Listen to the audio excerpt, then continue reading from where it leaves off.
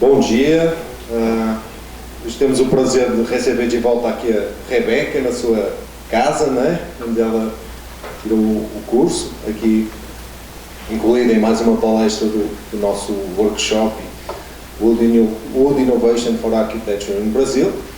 Então, a inovação é a cara da Rebeca, né? A Rebeca tem já um percurso bem interessante de pesquisa, que começou, como eu contei aqui, com a gente, com o Lama. Ela é muito ativa no Lama, preparou vários workshops, participou em muitos workshops, deu aqui muita energia. A gente está até com um sentimento aqui de saudade, mas também ao mesmo tempo contentes de ver o percurso. A Rebeca, depois de terminar aqui a graduação em arquitetura, ela fez um master entre Buenos Aires e Berlim, da Fundação Van Humboldt,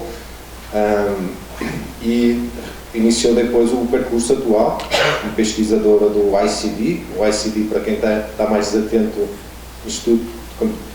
Institute of Computational Design de Stuttgart, que é nesse momento um dos centros mais ativos a nível mundial. Então ela trabalha com artes imensas. A pesquisa que ela está fazendo sobre a fabricação digital robótica com materiais compósitos sustentáveis.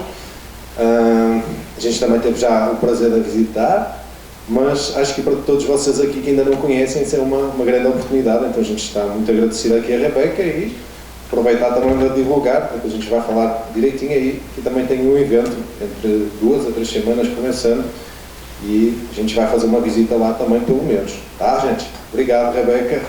Estamos curiosos aqui para conhecer tudo que você vai apresentar.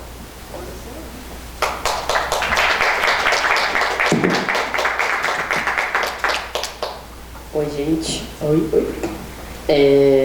Vamos lá, estou muito feliz de estar aqui hoje. Uma mistura meio de nostalgia, com saudade, com muita coisa junta. Há uns anos atrás eu estava sentada onde vocês estão, vendo um monte de gente apresentar e falando: quero conhecer o mundo e fazer coisas loucas, etc. E eu vou compartilhar um pouco do meu trabalho como pesquisadora no ICD, como o Gonçalo mencionou. Eu tenho trabalhado lá como pesquisadora desde 2019, final de 2019. E eu vou compartilhar um pouco hoje a nossa visão, né, sobre o potencial da fibra como material construtivo. Eu vou navegar por alguns conceitos de biomimética, métodos de design e fabricação que a gente usa, e como a gente transforma esse material de um produto agrícola, né, no caso da fibra natural, ou da fibra sintética, em arquitetura, em objetos arquitetônicos. Bom, eu vou explicar muito rapidamente a minha trajetória resumida. Eu acho que eu nunca parei de estudar, eu saí da FAO, fiquei anos na FAO. Decidi fazer um mestrado, depois fiz outro mestrado, depois entrei no doutorado e estou terminando o doutorado, se tudo der certo, no final do ano que vem. Eu sou cria daqui da FAO e fui parte assim, do grupo inicial ali que ajudou o professor Andrés a formar o LAMO lá em 2013, que o Gonçalo logo depois se uniu ao grupo e o Pedro um pouco mais tarde.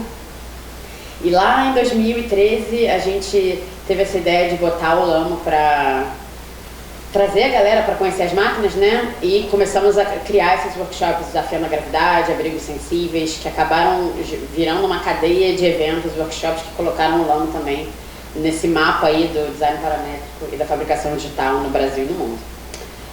Logo depois da FAO eu comecei um mestrado muito louco, muito fora da curva, assim, chamado Open Design, que foi, nós fomos a primeira turma, então foi assim, realmente algo muito experimental. Era um ano em Buenos Aires e um ano em Berlim, e eles ainda têm esse mestrado rolando.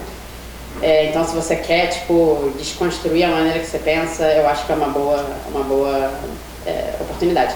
E lá eu me aproximei dos temas de ferramentas digitais e já comecei a me envolver um pouco e ler sobre o trabalho que a galera do ICD fazia. Eles trabalhavam muito com estruturas higroscópicas, né, que absorvem água e acabam movendo, tem uma certa autonomia no movimento.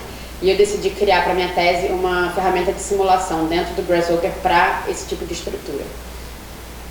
Logo depois desse mestrado, eu decidi me inscrever no iTech, que para mim parecia algo assim muito inacessível, muito impossível de chegar, mas de alguma forma com o portfólio que eu criei até ali foi suficiente para eu entrar, e foi uma experiência assim, indescritível. Lá eu tive contato pela primeira vez com fibras, porque o Arjen Menges, né, o professor Arjen Menges, ele, que hoje em dia é meu chefe, ele é o coordenador desse mestrado, ele é o criador, diretor, sei lá, do mestrado, e eles desenvolveram essa técnica lá em 2012, que eu vou apresentar hoje, e eu decidi criar a minha tese utilizando fibras também. O nosso pavilhão, que foi esse aqui do canto, também utilizou fibras, e lá eu também tive acesso à parte de programação com braços robóticos, etc. E assim que eu terminei o mestrado, eu fui convidada por ele para me juntar à equipe de pesquisadores do ICD para ser parte do grupo que trabalha com fibras. Então, desde 2019 eu trabalho dando aula no mestrado, eu superviso tese de mestrado e eu desenvolvo a minha tese, a pesquisa, né, no geral, e trabalhamos também com projetos relacionados à fibra. Hoje a gente vai ver alguns desses projetos. Eu selecionei 4 projetos para vocês verem e ver como esse material de alguma forma pode se transformar em objetos arquitetônicos. Bom, esse foi um resuminho assim, bem rápido. Se vocês tiverem interesse, quiserem saber um pouco mais sobre esses programas, etc., eu vou ficar feliz de conversar depois. Mas agora vamos começar a falar sobre fibras. Quando a gente pensa, né, sobre fibras e têxteis, os nossos pensamentos iniciais assim, nos levam diretamente à moda, às roupas que a gente veste, à ideia de tradição, artesanato. E a relação que os humanos têm com esse material, né, nasce numa necessidade de se proteger das condições climáticas e de facilitar de alguma forma sua interação com recursos naturais. E isso acabou se desenvolvendo, né, ao longo dos séculos e se desdobrando em conhecimento, significado, identidade, diferentes grupos sociais com extrema relevância. Mas se a gente pensar até o início do século XX, né, dentro da arquitetura, essa ideia do têxtil, né, do tecido, esse grupo de material era visto principalmente como algo temporário, frágil, instável. Ele era usado principalmente para cobrir estruturas itinerantes, dividir espaços, algo leve e que não durava muito. Só que se a gente olhar ao nosso redor, se a gente olhar para o ambiente natural, se a gente prestar atenção nas árvores, nos esqueletos, nas plantas, basicamente todas as estruturas biológicas que suportam carga na natureza são feitas de fibra. Esses compósitos, eles são formados por fibras embutidas numa matriz, que são feitas de diferentes materiais. Elas formam um espectro absurdo de tipos de estrutura e são baseadas basicamente em 4 materiais fibrosos, que é o colágeno, a celulose, a quitina e a seda. Mas como que esses materiais, que aparentemente são tão frágeis, eles conseguem formar estruturas tão fortes, né? Como é que as árvores conseguem resistir a ventos super fortes e não quebram? Esse nível de diversidade e abundância, ele vem principalmente da maneira hierárquica que as fibras se diferenciam. Então, dentro da estrutura celular, cada uma dessas estruturas, o seu osso que é feito de fibra, a árvore, a planta, essas estruturas elas se diferenciam de maneira hierárquica, respondendo às cargas que elas recebem. Então, cada densidade e orientação da fibra vai mudar para atender uma função específica. O outro aspecto importante é que a fibra ela é um material anisotrópico. Alguém que sabe o que é anisotrópico? É o contrário do concreto e do aço. O concreto e o aço, se você dobrar ou aplicar força em qualquer direção, ele vai responder da mesma maneira em qualquer direção. A fibra, se você pegar um graveto e dobrar nessa direção ou na direção perpendicular da fibra, longitudinal da fibra, ele vai reagir de maneiras diferentes. Por quê? Porque a propriedade mecânica do material vai mudar dependendo da orientação dele. Então, isso é um fator importantíssimo e é por isso que estruturas de fibra são tão fortes. Só que, como eu mencionei antes, as fibras raramente estão sozinhas, né? Elas normalmente são combinadas com sistemas de matriz isotrópica. Então, a matriz, nesse caso, a cola, né? Ela é isotrópica, ela não tem direção. E eles acabam formando um compósito reforçado de fibra, onde as características dos dois materiais são combinadas e acabam formando propriedades mecânicas super impressionantes. Se a gente olhar para a história, né, dos materiais de engenharia, os compósitos, a gente sabe que eles não são novos, né? O homem cria tijolos, reforça tijolos com palha há séculos. Só que se a gente olhar para a parte de fibras sintéticas, foi por volta dos anos 30, da década de 30, que a matriz, né, a resina, começou a se desenvolver mais na parte da química e com a invenção de resinas e polímeros mais fortes, a gente começou a utilizar a fibra de vidro como material na nossa construção e objetos, indústria, etc. E a indústria que utiliza esse material, principalmente a aeronáutica e naval, ela vem desenvolvendo diferentes estratégias para formar estruturas reforçadas com fibra.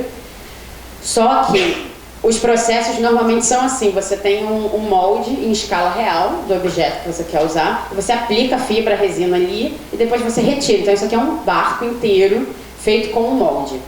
O que acontece? Quando, nesse tipo de lógica, né, para cada peça diferente você precisa de um molde diferente.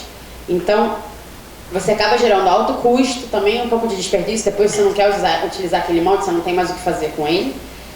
E desse jeito você consegue materializar estruturas de forma livre, só que está enraizada nessa produção de massa de peças específicas que deixa muito pouco espaço para customização. Dentro da arquitetura, nos anos 50, o compósito de fibra também ganhou espaço, né? Os arquitetos estavam ali explorando o espaço, querendo aproveitar geometrias de forma mais fluida. Então a Casa Monsanto do futuro e a Casa Futuro, elas são dois grandes exemplos de plásticos ou plásticos reforçados dentro da arquitetura. Só que elas foram projetos assim, de grande referência, né? Fizeram bastante sucesso, tiveram muita cobertura da mídia, mas elas não mudaram a arquitetura, não revolucionaram a arquitetura assim, de uma maneira tão impactante. Na década de 70 o plástico ficou muito caro com a crise do petróleo. Então ficou caro construir esse tipo de estrutura e o plástico acabou ganhando uma reputação de material de pouca qualidade. Então meio que parou por aí, assim, não foi tão adiante revolucionando a arquitetura como eles achavam que seria. Então se a gente olhar de volta para a indústria, desde aquela década de 30, os métodos evoluíram muito. Hoje você tem robôs aplicando equipamentos que recebem alta pressão, você tem altos níveis tecnológicos na produção de estruturas de fibra, na indústria. Só que uma coisa que não mudou nesse processo todo é a compreensão do compósito de fibra como material amorfo, ou seja, ele não tem forma em si, ele precisa de um molde para dar forma. Então, se a gente muda essa compreensão do compósito de um material amorfo, né, que apenas obedece ao molde, para aceitar as suas características intrínsecas como um material de filamento contínuo, a gente abre espaço para um tipo de lógica geométrica, onde o material em si se torna um vetor para o processo de criação. E foi com essa base, com essa lógica, né, que começou há 12 anos a pesquisa sobre Coreless Filament Winding, que é em Stuttgart, né? Essa é uma foto de 2012, o primeiro pavilhão feito de fibra. E o que é o Coreless Filament Winding? Coreless significa que ele não tem um core, ele não tem um centro, ele não tem um molde. E filament winding é a técnica que já é utilizada na indústria de você colocar a fibra em volta, no caso aqui, de um molde. Então, o que o ICD e o ITKI desenvolveram em 2012 foi: você não cria um molde e a forma da fibra segue aquela forma, mas você cria um suporte temporário que possui pontos, né? Esses parafusos aqui que você está vendo nessa estrutura metálica. E esses pontos vão ser os pontos de ancoragem da fibra. Então a fibra, a forma, vai nascer do material, da interação do material com ele mesmo, que acontece aqui no meio. E depois essa estrutura ela é retirada, ela pode ser reutilizada, pode ser reconfigurada, pode se transformar em outra coisa. Mas a forma do objeto em si não repete exatamente o molde, não tem um molde para ser seguido. E ao longo de mais de uma década, né, vários pavilhões de fibras foram feitos, construídos, demonstrando uma evolução dessa nova cultura material que é desenvolvida por meio de um processo de co-design e é altamente inspirada na natureza. Mas por que natureza? Por que a gente se inspirou na natureza para criar esses pavilhões? A gente sabe que a vida humana organizada está presente na Terra há mais ou menos 12 mil anos. A maneira como a gente lida com os recursos naturais ela é exploratória e destrutiva, né? As transformações químicas feitas pelo homem normalmente dependem de altas temperaturas, altas pressões em ambientes tóxicos. A gente utiliza um material para cada função, criando 1 milhão de partes para gerar o todo, né? E no final das contas a gente gera gás carbônico, que é algo que é ruim para o planeta e gera o aquecimento global. E se a gente olhar a vida natural na Terra, gente, 3,8 bilhões de anos de evolução. Nada, na natureza não existe resíduo, né? Tudo se reutiliza, se transforma. As reações químicas são feitas em água, em temperatura normal. As estruturas são feitas normalmente do mesmo material e o dióxido de carbono é uma fonte de energia e não algo a ser evitado. Então, isso mostra que a natureza encontrou, através de anos de evolução, né, e seleção natural, soluções e maneiras de existir muito mais equilibradas e coerentes. E a gente acredita que a gente tem muito que aprender com ela. Então, se a gente voltar a olhar para aquelas estruturas de fibra que eu falei lá no início, que existem na natureza, né, elas passaram por milhões de anos de evolução e elas podem ser uma fonte muito rica de inspiração. A partir da análise dessas estruturas, a gente pode entender como que a fibra é organizada para gerar certas estratégias, para gerar uma superfície, para reforçar uma área que precisa de mais força. Como que elas conseguem se diferenciar para atender diferentes funções, né? E através desse conhecimento a gente pode desenvolver então novas lógicas geométricas e de fabricação que aproveitam ao máximo esse sistema material e oferecem novas possibilidades tectônicas. Só que como a gente está falando de estruturas naturais, o nível de complexidade pode chegar a ser bem elevado, né? Se a gente olhar para os átomos, por exemplo, o nível de como as partes se conectam, a geometria em si, a relação entre as partes pode chegar a um nível de complexidade muito grande. E citando aqui o professor Julian Vincent, na natureza, enquanto o material é caro, a forma é barata. E esse conceito reflete diretamente como a gente pode construir as coisas baseadas em modelos tão complexos. Porque a nossa indústria, como a gente viu, é baseada na produção em massa, utilizando moldes e processos repetitivos para fabricar objetos idênticos. Então, nesse caso, o material é barato e a forma é cara. Então, se a gente quer fabricar estruturas inspiradas em modelos biológicos que vão ter um alto nível de complexidade, a gente precisa se equipar, né, de máquinas que nos dão mais flexibilidade e precisão ao mesmo tempo. E para isso a fabricação robótica ela acaba sendo uma solução muito versátil, porque ela permite diferentes usos, escalas, materiais, ela acaba abrindo espaço para uma grande variedade de exploração morfológica. Você apresentou sobre fabricação robótica ontem, não foi? Então, quando a gente trabalha com essas estruturas complexas, o processo de fabricação não padronizado, como que isso afeta a maneira da gente desenhar também, né? E um dos conceitos centrais do nosso trabalho se chama co-design, que é um processo no qual forma, material, estrutura, função, está tudo relacionado horizontalmente. Você não tem hierarquia, não é que você primeiro desenha, pensa na função, depois você pensa no material, depois você pensa, vamos fabricar dessa forma. Não, tudo acontece ao mesmo tempo, todas as etapas informam e se informam ao mesmo tempo numa coisa que a gente chama feedback contínuo, né? E eu estou falando com o engenheiro desde o primeiro dia de trabalho sobre como que a gente pode construir aquilo utilizando aquele material, utilizando aquela estratégia de fabricação.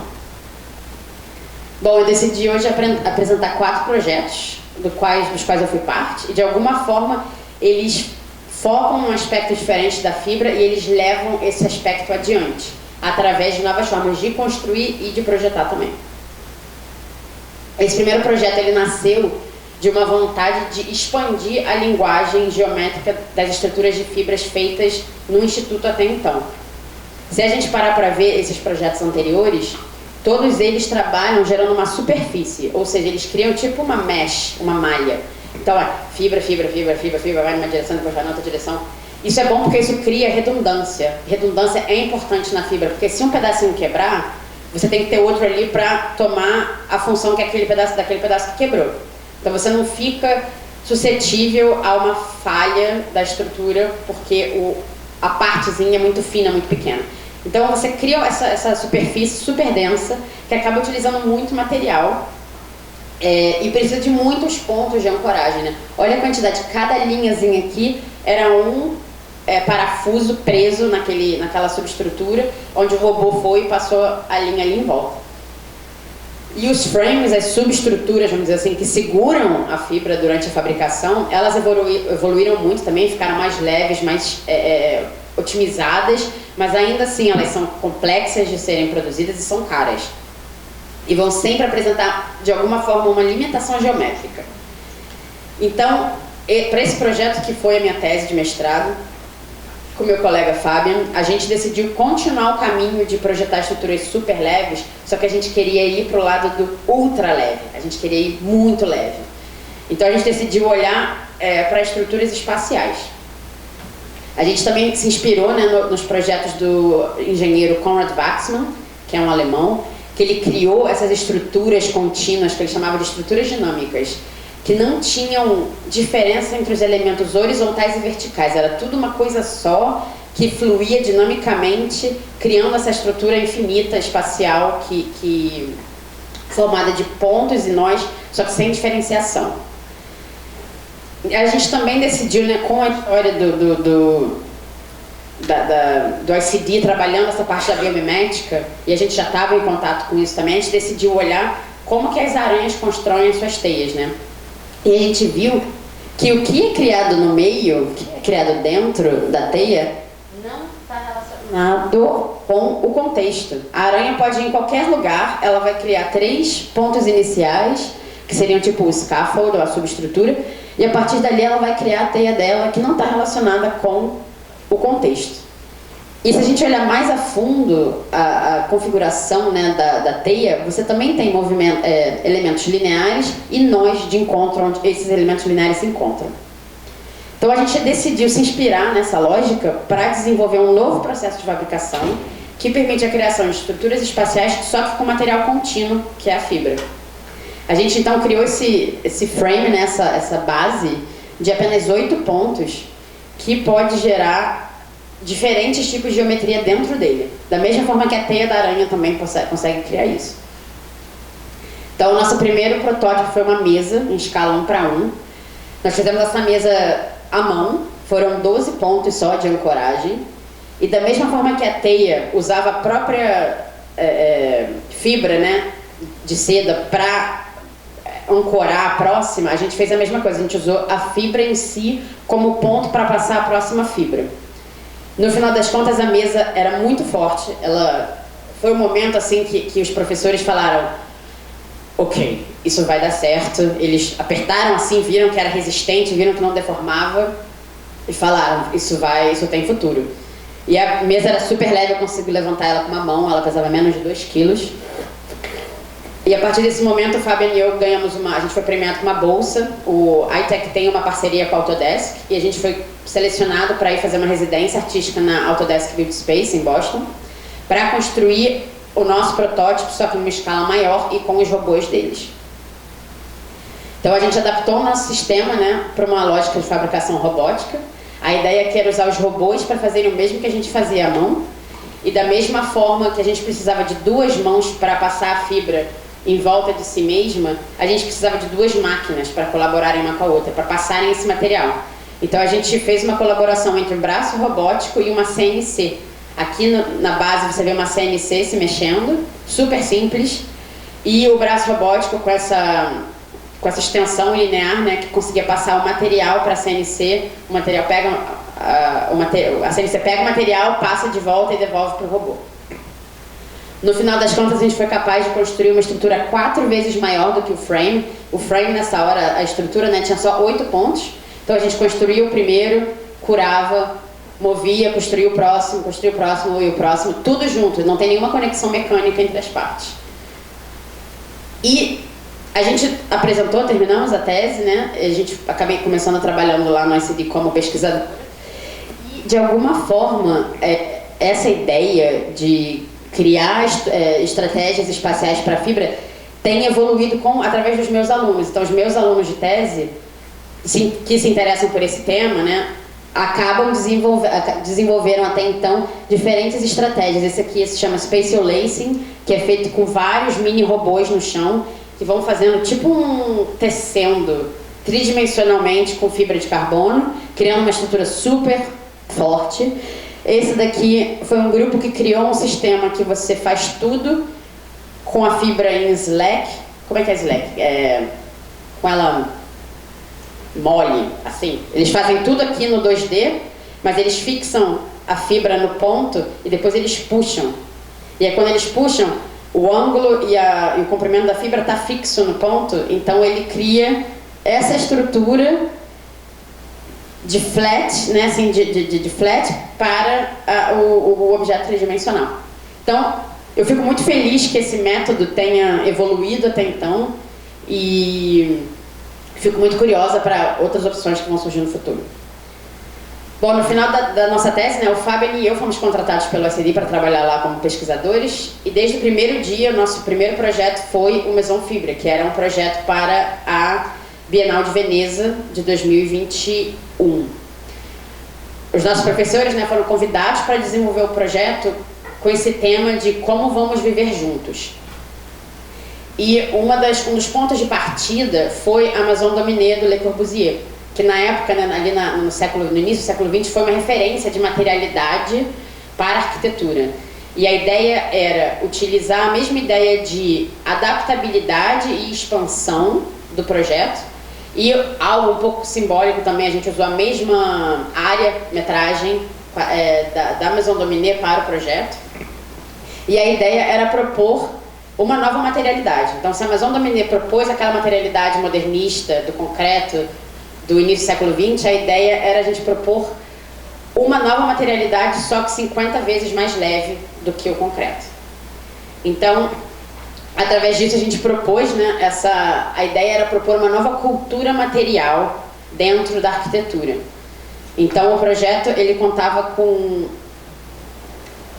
acho que foram 40 componentes de laje e parede, totalmente feitos de fibra, onde cada elemento poderia ser facilmente construído em loco com um braço robótico.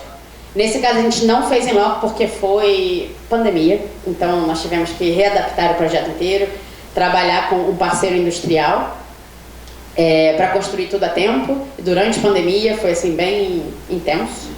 Mas no final a gente conseguiu propor uma estrutura altamente dematerializada. Ela era... Você quase não entende como que aquilo ali é uma estrutura, porque ela é muito leve e ela é muito... Realmente desmaterializada é a palavra que explica, né? Aí eu trouxe aqui o vídeo pra gente assistir junto.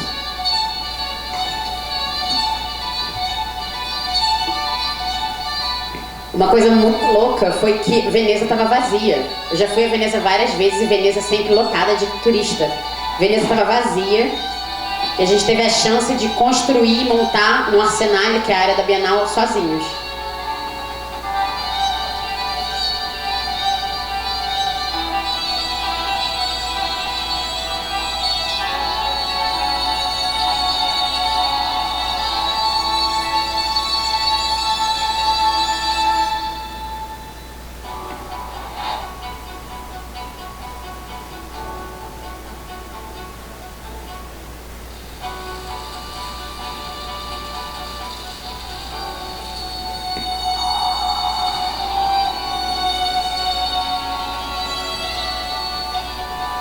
Esse modelo, por exemplo, mostra a nossa interação com os engenheiros, né? Cada fibra ali ela é informada pela necessidade estrutural do edifício, né? Essas foram todas as partes, a gente mandou por caminhão e navio as peças.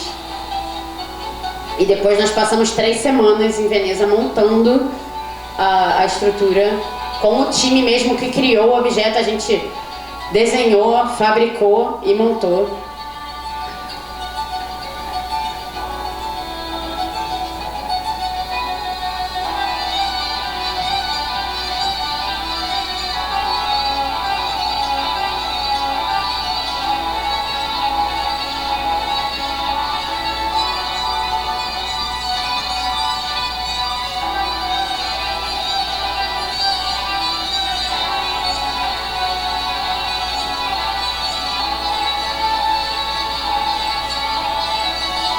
Outro desafio que a gente teve foi interagir com as colunas. As colunas eram bem protegidas, então a gente não podia tocar. Então a estrutura ela não está sendo suportada pelas colunas existentes.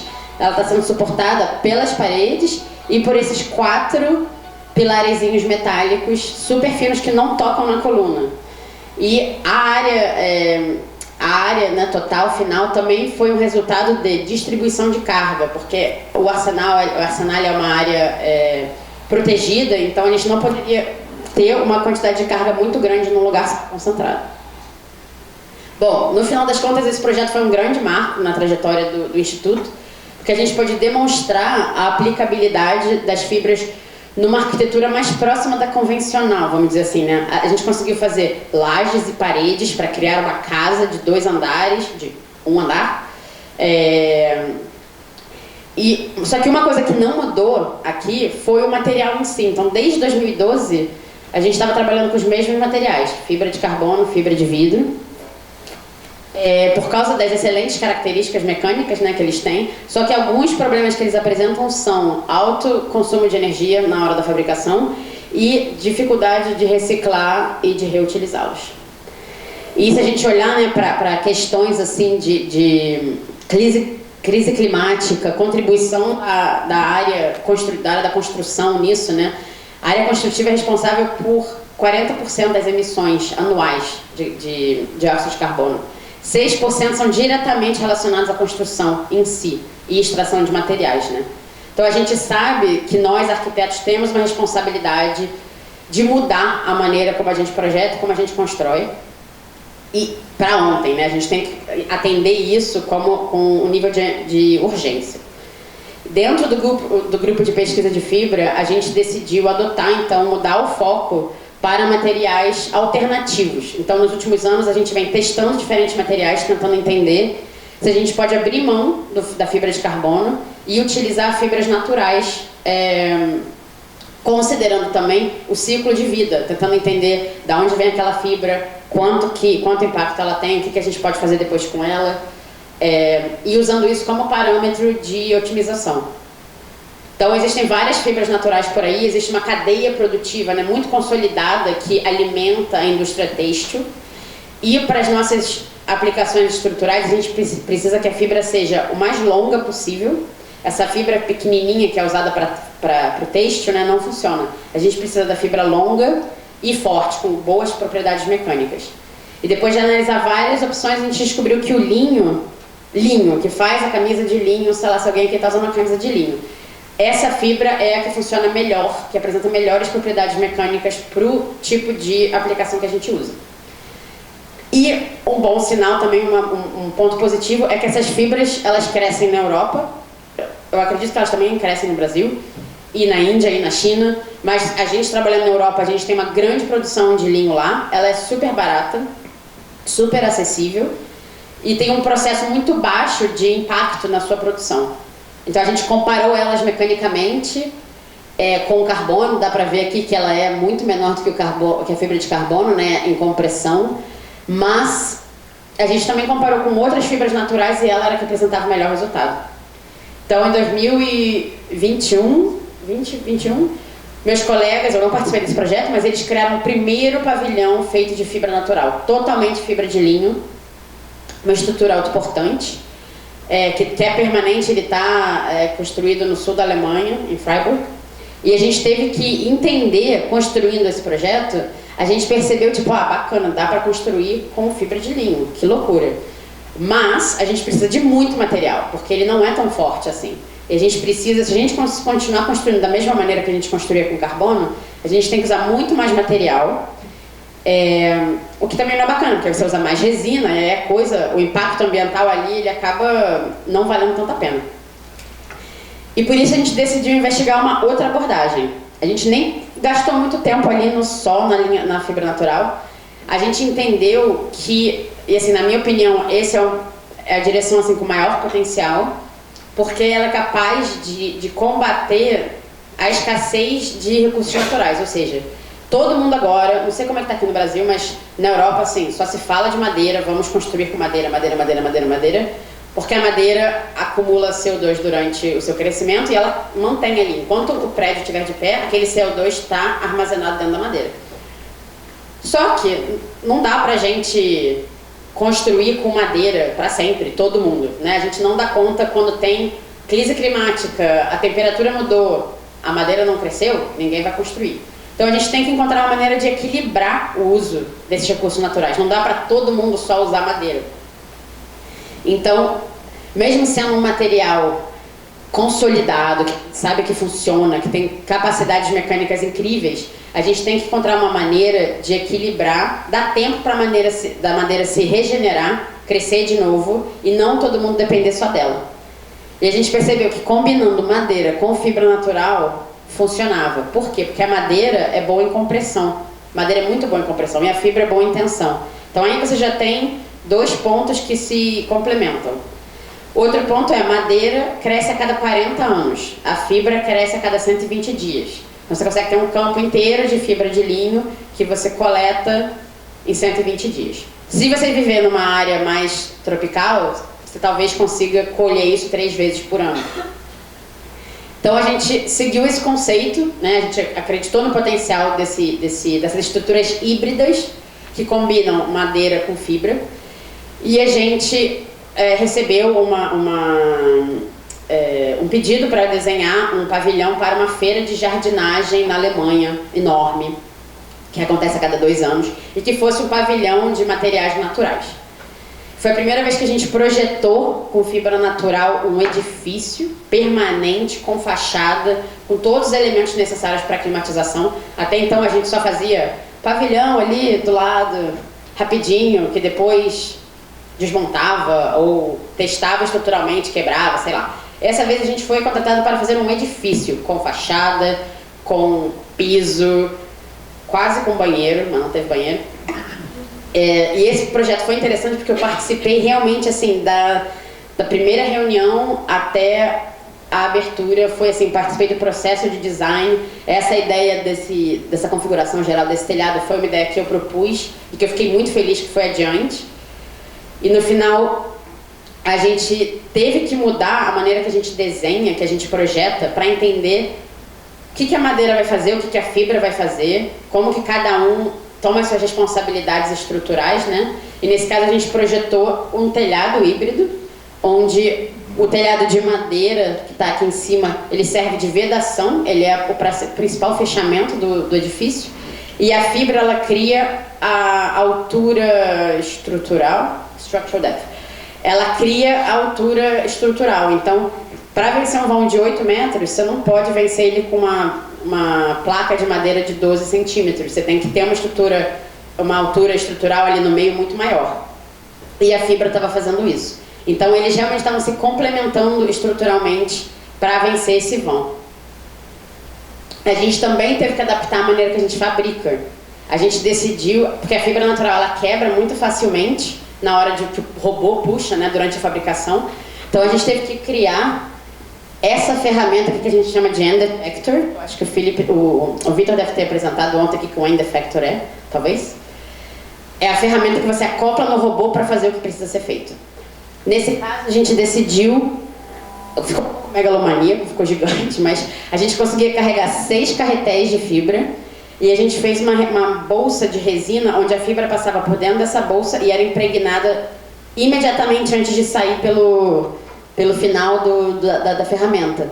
Porque a fibra natural ela é hidrofílica, ela adora água, então ela absorve água, umidade, e a resina é hidrofóbica. Então, quando bota a resina com a fibra molhada, ela não pega, ela não absorve. Então a gente teve que encontrar maneiras de adaptar a fabricação, secar a fibra e botar ela ali para um processo de impregnação mais controlado. O projeto no final contou com 20 elementos de telhado híbrido, cobrindo uma área de quase 400 metros quadrados, suportados aqui por 2 fachadas estruturais, né, formando essa estrutura pórtica simplesmente apoiada. Então era a fachada, o telhado e a fachada estrutural do outro lado. E uma coisa interessante com esse projeto é que a gente conseguiu um edital para monitorar as peças. Então as peças elas têm sensores acoplados nelas e a gente vai ficar monitorando ao longo dos anos o que está acontecendo. A peça está sofrendo muita compressão, muita tensão. A gente agora está bem nervoso para o período de inverno, porque a neve vai acumular ali em cima e a carga da neve é muito grande. Então esse é o grande... A gente está gerando vários testes em outras peças para ver se vai aguentar a neve, porque se não aguentar a neve a gente vai ter que reforçar. Mas acho que os resultados do teste foram bons e a gente vai conseguir entender como que essas estruturas funcionam de modo permanente. Bom, esse é o último projeto que eu vou apresentar hoje e que foi o pavilhão que acabou de ser lançado. A gente lançou, sei lá, saiu para mídia 2 semanas atrás. E ele representa o nosso último desenvolvimento na área de híbridos entre fibra e madeira. Ele foi o resultado de um ano do estúdio iTech, né? Do qual eu passei de ser aluna para ser a professora do estúdio. Então, eu coordenei junto com mais 3 colegas da equipe de fibra. Nós éramos uma equipe de 4 tutores e 30 alunos vindo do mundo inteiro. E a gente passou um ano desenvolvendo, pesquisando e projetando o que seria esse novo híbrido. Essa era a agenda. A gente precisa criar um híbrido com madeira e fibra. Como que isso vai ser feito? E foi a primeira vez desde 2016 que a gente construiu de novo nós mesmos o pavilhão. 2016 foi um que parece um jacaré, assim, um cantilever. Foi o último feito em casa. Desde 2016, os outros pavilhões todos foram feitos com parceiros industriais. Dessa vez a gente falou, vamos fazer nós mesmos, por que não? É ótimo. E aí a gente começou a pesquisa com a seguinte pergunta: como que a gente pode combinar a fibra natural e a madeira num híbrido, onde um precise do outro em diferentes âmbitos? A gente queria criar um híbrido diferente do Lago, que foi o projeto anterior, onde a fibra era fixada na madeira depois. A gente queria que tivesse um nível maior de integração entre eles. Então a gente começou tentando entender, mapear as características de cada material. Forma, manuseabilidade, constituição, crescimento, configurações morfológicas. E aí a gente foi anotando, entendendo, mapeando essas características para entender como que eles poderiam se complementar. E uma das principais descobertas que a gente teve, ou principais ideias assim que a gente gerou, foi: a madeira, ela pode servir para além da função estrutural dela. Ela vai ser a estrutura, mas ela também vai ser a vedação, e ela também vai ser o frame para a fibra. Ela vai ser a peça, o material onde a fibra é fabricada. Então a gente não queria trabalhar com metal, a gente não queria fazer uma estrutura de aço para fazer a fibra e depois conectar com a madeira. A gente queria que a madeira fosse parte do processo de fabricação junto com a fibra. Então isso aqui é um mapa de todos os estudos morfológicos que a gente fez. Eu acho que isso aqui foi mais ou menos durante 8 meses, 6 meses de trabalho, dentro do estúdio, encontrando 2 vezes por semana, com os alunos trabalhando.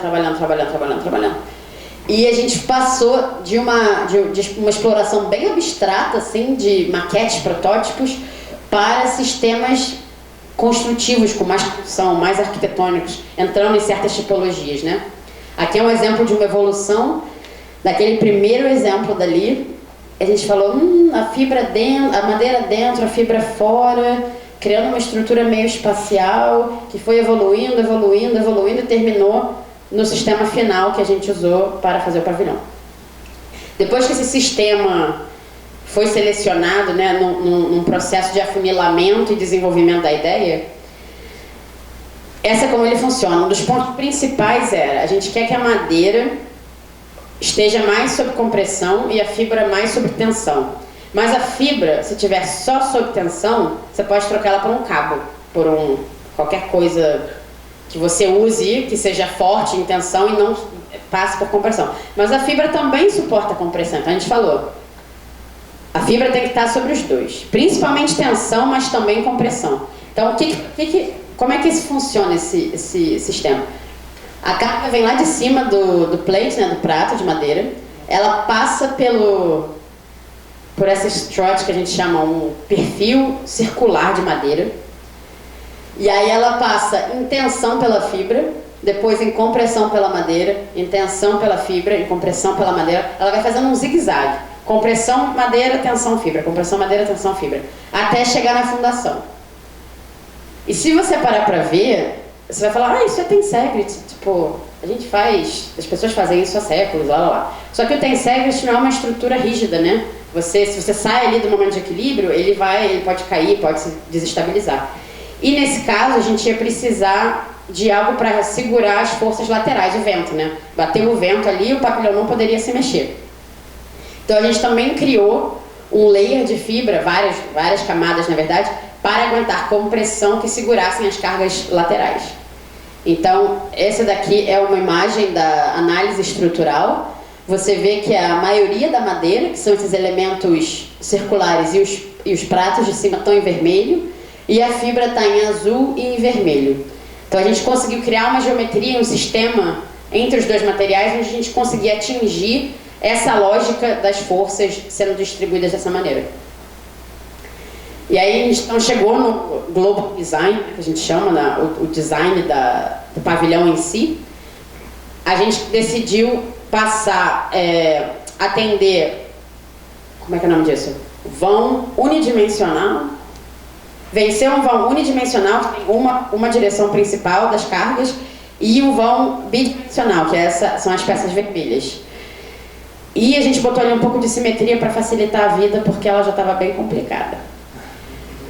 E aí a gente estabeleceu um workflow computacional. Éramos um grupo, né, de 30 alunos. Então a gente separou os alunos em grupos técnicos.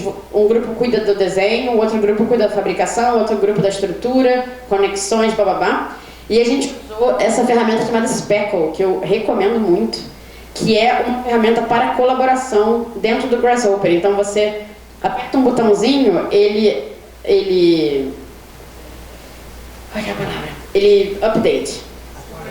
atualiza o que a outra pessoa fez dentro do seu arquivo, e você consegue usar. No final das contas, a gente não teve um erro de... isso ficou... Tudo encaixou. A galera da conexão encaixou com o design, com a fabricação, assim, foi meio surreal como funcionou. E esse workflow dentro do Speckle, né, basicamente conectava aquilo que eu mostrei antes, do co-design, né? Fabricação, estrutura, conexões, sintaxe, tudo informando tudo ao mesmo tempo. Não tinha como um grupo falar, vou trabalhar sozinho, falo com vocês no final do semestre. Isso não existia. E aí, para definir a forma final, onde que a fibra vai estar, como que a fibra vai estar, um dos nossos alunos desenvolveu um processo de form finding, de busca da forma, onde a gente analisava a flexão do prato, do prato de madeira, e a gente conseguia receber dali qual que era a altura estrutural que precisava ter. Com isso, a gente também analisou a direção dessas forças. Então a gente sabia quais eram os caminhos que a fibra tinha que fazer. E no final das contas, ele criou um método de diminuir a flexão nos perfis de madeira, acertando o ângulo para ele ficar 90 graus com o corpo da fibra. Então era madeira em cima, madeira nesses elementos nesses perfis, né? E a fibra criando um corpo em volta da madeira, basicamente. Esse aqui é o mapa das camadas de fibra, cada layer que a gente criou, cada um deles com uma razão estrutural ou de fabricação para existir. E essas são as conexões. Foi um ponto muito crítico de como as partes vão se conectar, né? Então a gente criou conexões embutidas e conexões separáveis.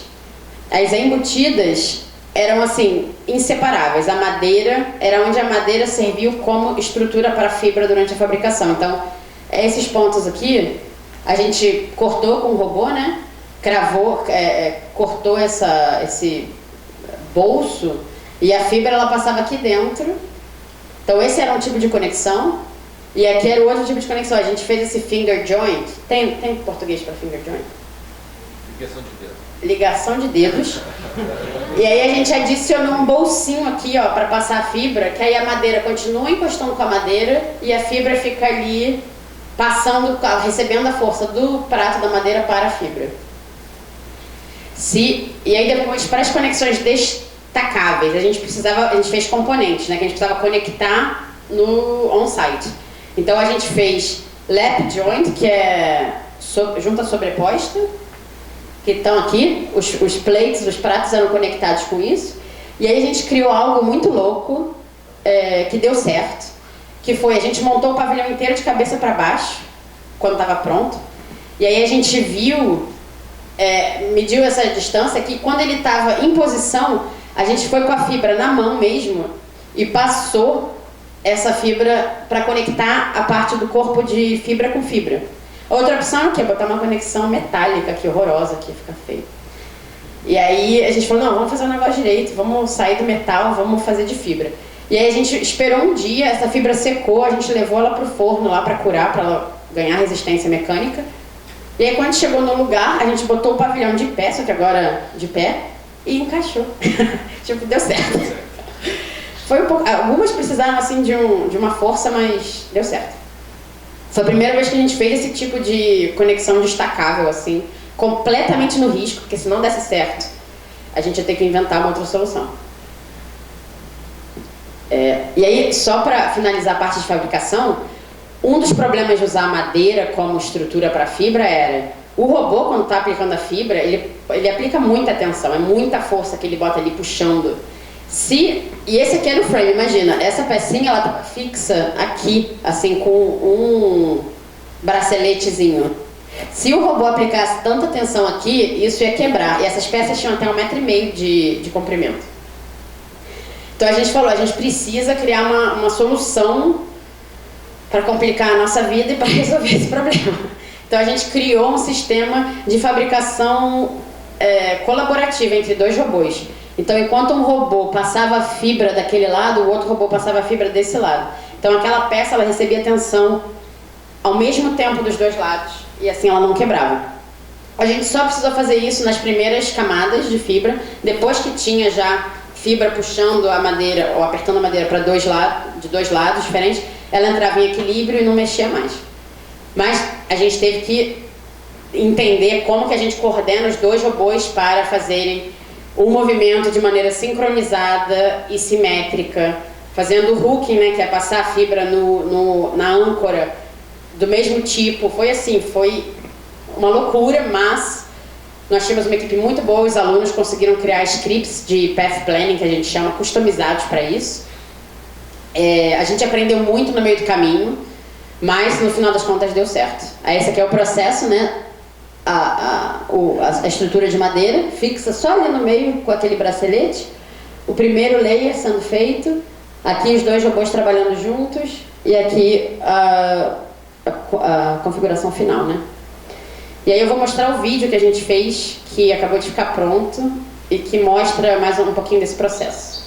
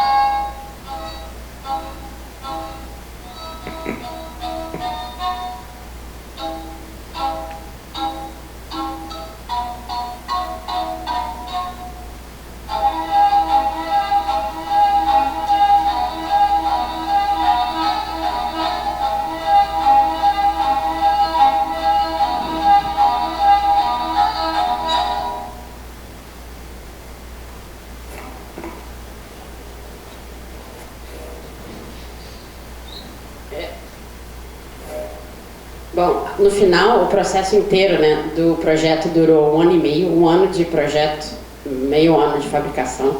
Não foi fácil, tivemos vários desafios, mas no final das contas a gente tinha uma equipe muito incrível, os alunos estavam muito comprometidos e a gente queria realmente criar algo fora da caixa, algo que o Instituto nunca tinha feito, um tipo de estética que também a gente nunca tinha feito, algo que demonstrasse assim um novo caminho, né?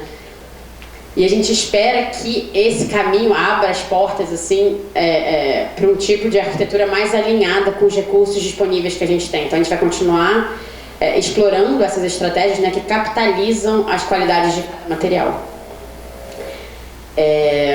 Essa é a foto final que a gente tem dele.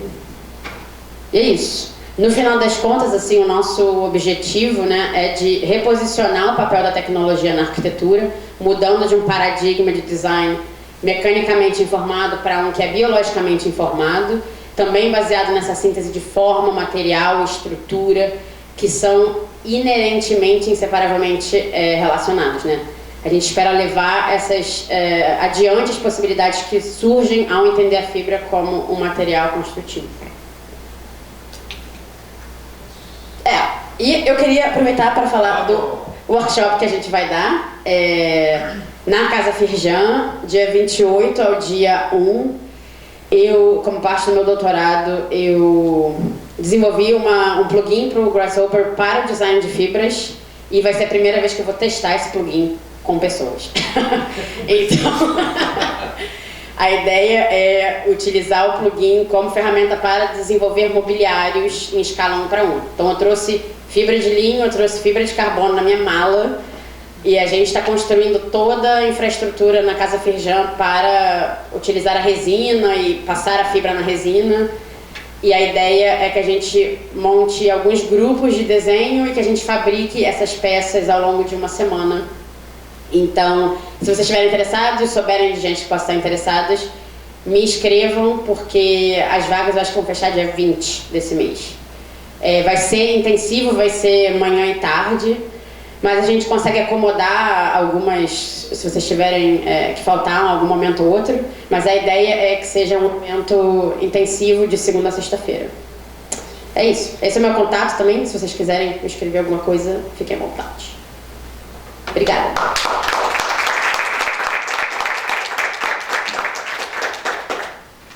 Passei da hora, né, Marcelo? Tá ótimo.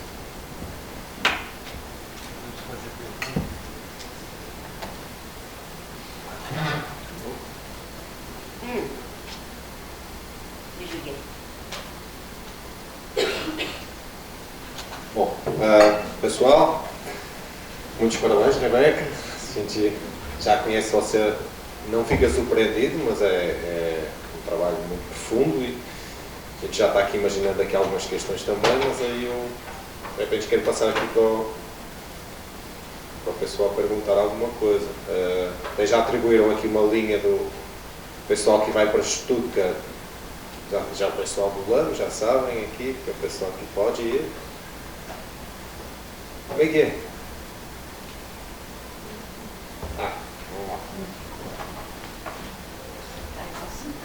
Oi. Primeiro, agradecer pela apresentação, é muito empolgante. Eu tenho várias perguntas, então vou ter que selecionar uma para fazer.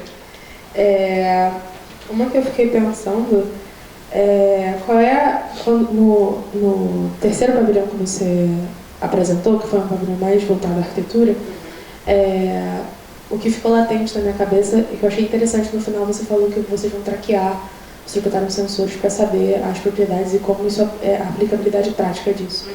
Mas eu fiquei pensando como é que é a durabilidade, a manutenção desse material, porque um dos princípios dessa pesquisa é sobre utilizar elementos naturais, o ciclo de vida, e aí como isso conversa nessa questão, sabe?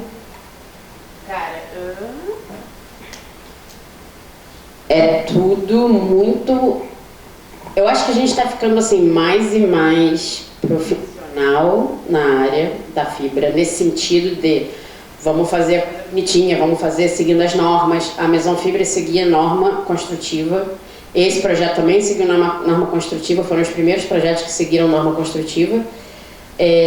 o monitoramento, a ideia é entender como que a fibra reage ao longo dos anos, porque ela se deteriora quando ela pega sol, não é legal pegar sol, e também tem a questão da umidade. Se tiver ali um pedacinho que não pegou resina e que a fibra fica exposta, ela pode pegar umidade, que não é bacana.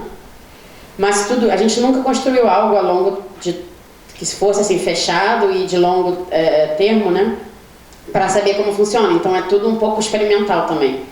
Essa ideia de colocar os sensores vamos entender estruturalmente como que a peça está agindo ao longo dos anos.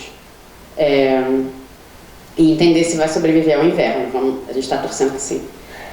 Mas é tudo, eu acho que a gente está assim, tentando, o Instituto, que é o ICD, né, ele também está passando por passou, né, nos últimos anos por uma fase de busca por se aproximar de resultados mais aplicáveis. Então a gente passou de construir pavilhões loucos, que, sei lá, com formas completamente,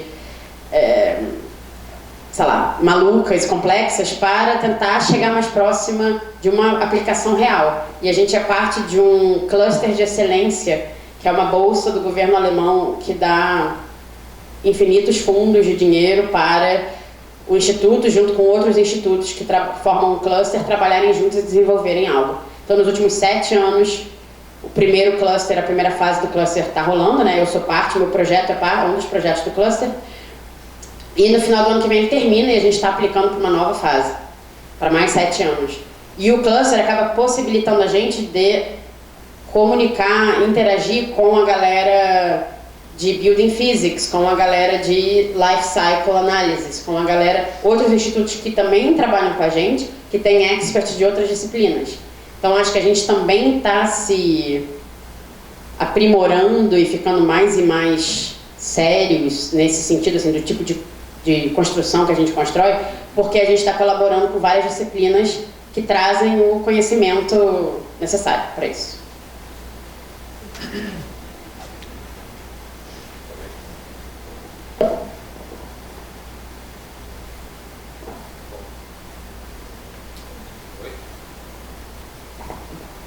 Acho que agora foi. Bom, desculpa, eu acabei também não resistir, porque acho que é uma coisa aqui, em termos académicos, isso que quando a gente visitou também entendeu ali que existe uma equipa de suporte, começando no ITKE, né, que é a parte física de muitos engenheiros, muita gente trabalhando. A Rebeca agora falou dessa parte importante do cluster, né?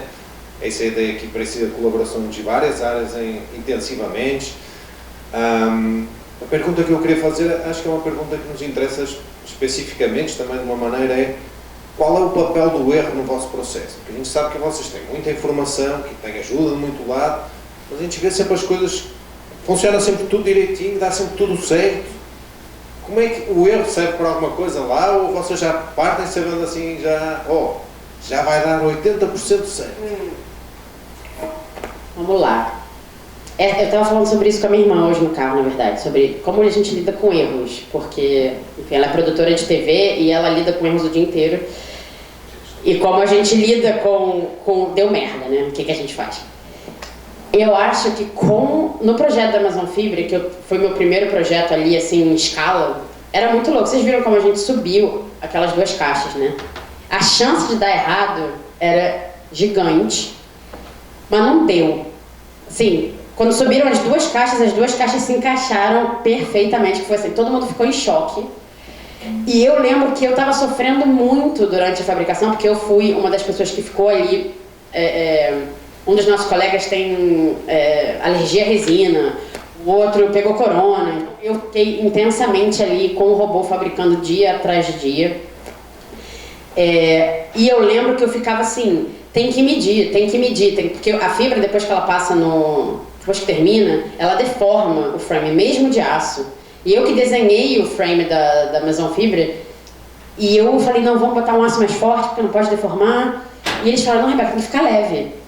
E eu fiquei com medo, eu lembro que eu pegava a régua e media, que tinha que ter 30 centímetros de diferença de distância entre os pontos. E eu media, e eles falaram, não, vamos botar um bracket, tipo, que eu não sei como vai ser o nome em português, tipo uma peça que você meio que estica e garante que fique com 30. Um espaçador. Então a gente fez isso, depois de terminar a fabricação, a gente instalava um espaçador em cada ponto assim, da estrutura para garantir que estava com 30. Eu ia lá com a reguinha, media, falava, tá com 30. Mas tudo pode acontecer, você pode botar para curar, a peça pode dar uma deformada. E aí o que a gente faz, eu acho, também que é importante, a gente testa. A gente fabricou uma caixa, levamos as peças para um hall que a gente tem, a gente pré-instalou, a gente instalou tudo lá, e a gente viu que uma peça de metal que a gente mandou fazer estava errada. Se a gente mandasse aquela peça, se a gente fosse com aquela peça para Veneza, a gente não montava a tempo, porque a peça era uma peça de 18 milímetros de aço, era aqui em volta da coluna, e ela estava com a furação errada. Então a gente testou antes em Stuttgart, viu que estava errado, mandou refazer, testou de novo, viu que estava certo. Beleza, deu certo. Aí chegamos lá, montamos tudo, as caixas encaixaram perfeitamente. As últimas 2 peças foram as mais difíceis. Só que a fibra é muito maleável, assim, a fibra é um material muito resiliente. Então você consegue, ela tá rígida, ela tá dura, mas você consegue dar uma forçada para alinhar algumas coisas se precisar. Então as últimas peças assim pediram ali um pouco de força, mas no total foi só isso, assim, a gente ficou bem, na verdade meio em choque que funcionou e que deu tudo certo. No próximo, nesse pavilhão, eu participei, eu coordenei o negócio inteiro, então assim, eu estava ali vendo todos os erros acontecerem e tendo que lidar com eles e sofrendo e estando feliz quando a coisa dá certo. E rolaram vários erros ao longo do processo, né? Um deles, por exemplo, quando a gente estava construindo a coluna de trás, essas duas, o nosso aluno que fez toda a parte de metal que segurava a madeira ali no braço que gira no eixo externo, ele fez todo o desenho dos metais que iam ser cortados numa outra empresa. Não teve 1 milímetro de erro. Só que ele se esqueceu que as colunas eram espelhadas. Então o ponto de suporte para a segunda coluna de trás tinha que ser espelhado da primeira. E ele não considerou isso. Então quando eu e meu colega a gente estava instalando o frame assim, a gente falou, cara, o ponto não está na posição que tinha que estar, porque a gente tem o computador, né, com os pontos, e a gente vai com o robô, a gente toca nos pontos, chama touch points. Você vai, você toca nos pontos, aí você vê no Grasshopper de volta onde aquele ponto tá, e nada batia. A gente fala, cara, não tá batendo. E aí a gente percebeu que ele não tinha espelhado, e aí a gente respirou fundo, a gente falou, caralho, fudeu. E aí a gente percebeu que a gente podia virar a placa em si, eram placas de madeira assim, formando um hexágono, a gente podia virar ela, tipo assim, espelhar cada placa que dava na posição correta. Foi uma sorte. Mas se desse errado, a gente teria que parar, fazer de novo e voltar. Então assim, o erro ele faz parte. A gente dá um jeito. E assim, criatividade lá no alto para encontrar soluções constantemente quando a coisa não bate. Assim, você chegou no meio do negócio e falou, não consideramos isso. Caramba, volta, o que está faltando? O que a gente pode fazer? Essa conexão de fibra destacável não foi um erro, mas ela foi meio assim, vamos inventar uma solução em uma semana que pode funcionar. E no final, funcionou. Obrigado. Só para completar, mas vocês na parte de pesquisa inicial, por exemplo, tomam mais risco e reduzem os erros nessa fase e depois têm menos erros nas fases mais executivas, vamos chamar assim, ou mesmo na fase inicial não há tantos erros? É um pouco isso que... Como é que o conhecimento influencia essa parte do processo inicial, na verdade? Eu acho que a gente tem um risco até o final, assim, tudo que a gente faz tem muito risco até depois de pronto. Que a gente não sabe se vai ficar de pé, a gente tem o cálculo estrutural, mas a gente fez o cálculo estrutural para esse, a gente fez um teste em escala 1 para 1, só que com uma peça feita completamente diferente. A gente estava fazendo ela vertical. E depois a gente mudou para fazer ela horizontal porque não ia caber no teto do hall, né? E aquele dado ali, daquele teste estrutural, informou tudo, mas assim, são tudo assumptions. né? Você cria ali, você define pontos que você vai dizer aquele ali é minha referência. Mas no final das contas, eu ia para a janela, o nosso escritório é no prédio aqui na frente do pavilhão. Batia um vento, eu ia para a janela. Eu falava, vai cair, vai cair. Passei a primeira semana, eu juro para você, pensando, sem dormir, vai cair, vai cair, vai cair, vai cair. E no final das contas não caiu, tá em pé até hoje. Sem deformar, recebendo chuva, vento. Então assim, tem um risco, mas também tem uma dose ali de precisão, sabe? De cuidado e de tentar garantir que a coisa funcione. Eu queria saber sobre o teu de sustentabilidade da reutilização da fibra, depois de você passar a resina e aí tem que passar por algum tipo de processo químico, físico, para poder reutilizar a fibra que você usa numa estrutura temporária? Ou... Sim. O tipo de resina que a gente usa se chama thermoset, que ela não volta para o estado líquido de novo. Então, para você separar a resina da fibra, você teria que fazer um processo de pirálise, eu acho, que você quimicamente separa os dois. É bom? Não é bom. O que a gente está tentando fazer? A gente está tentando utilizar uma resina 100% natural. Só que as resinas 100% naturais, elas são muito piores mecanicamente, muito mais fracas. Então, essa daqui foi a primeira vez que a gente usou uma resina 50% bio. Foi o primeiro pavilhão feito com resina 50% bio. Porque a indústria da resina também está tentando correr atrás dos prejuízos e criar um material mais eco, né? Então essa foi a com maior porcentagem de base bio-based, né, source. Então a gente foi o primeiro pavilhão, mas assim, a capacidade mecânica dessa, comparada com o do Laga, do telhado, é menor, porque a outra usou resina 100% petróleo, que é horrível, mas tem uma capacidade mecânica melhor. Então, se você quiser reutilizar, o que dá para fazer é você tritura a fibra e usa ela como reforço em concreto ou outra coisa, ou você separa a resina da fibra e tenta reutilizar a fibra para outra coisa que possa usar ela um pouco com menos qualidade. Mas você não consegue retirar a resina e usar ela como fio de novo, como contínuo. Isso eu nunca achei nenhuma solução que permitisse. Oi, Rebeca. Oi, Vitor. Obrigado pela apresentação. Que o trabalho de você é sensacional, mas eu sempre gosto de ver a sua apresentação porque você apresenta com uma clareza que é muito bacana. E eu queria repetir a pergunta que o Gonçalo fez ontem, que para o nosso contexto aqui do Brasil é a pergunta de R$1 milhão, que já também é muito mais dinheiro. Talvez R$1 bilhão.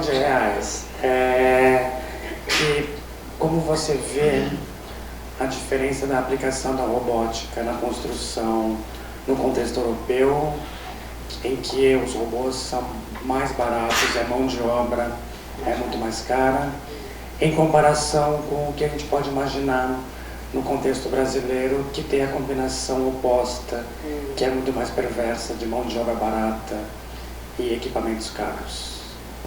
Cara, a gente usou muito mais pessoas do que robôs nesses projetos todos. Assim, e mesmo com os robôs você precisa de pessoas, né? Você precisa ali, tava lá no vídeo, eu ali segurando o controle do robô, os alunos ajustando quando a fibra não encaixa, o outro cuidando da resina, o outro voando drone, o outro não sei o que, o outro ali do lado dando suporte. Então assim, no final das contas a gente usou 34 pessoas e 2 robôs para fazer um projeto desse. Eu acho, eu vou falar agora uma coisa que talvez vai ser bem crítica, assim, complicada.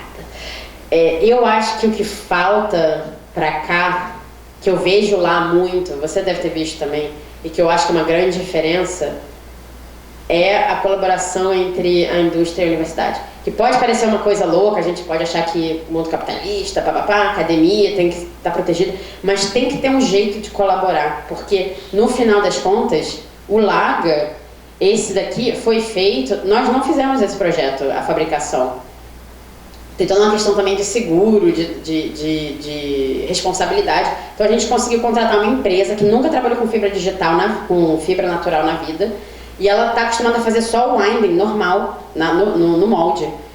E a gente criou um script para eles, para a máquina deles, demos o nosso frame para eles e eles construíram. Então assim, a indústria conseguiu se adaptar a um novo material, um novo método construtivo, porque a academia transferiu o conhecimento para eles. Hoje em dia, agora, eles colocam que eles são experts em flex, em fibra natural.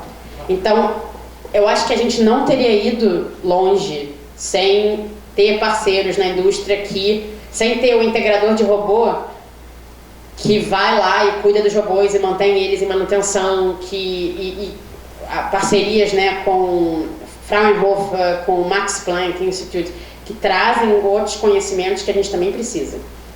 Então, acho que no Brasil tem um ponto bom de ter muita gente e de ser mais barato, então você tem ali as pessoas fazendo, mas a parte de acesso à tecnologia e manutenção dela, eu acho que tem que, para ir para frente, para começar a caminhar, isso tem que mudar, né? A gente tem que ter mais acesso a... Deu ruim aqui, a gente precisa do especialista vir, não daqui a um ano, vir na semana seguinte. Não sei se isso responde a pergunta. Muito obrigado, Rebeca.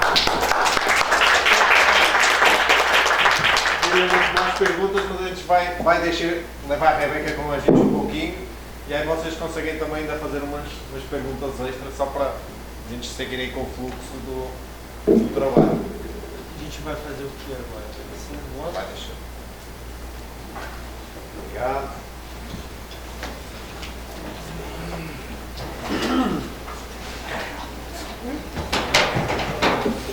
Olha, se inscrevam no workshop, viu?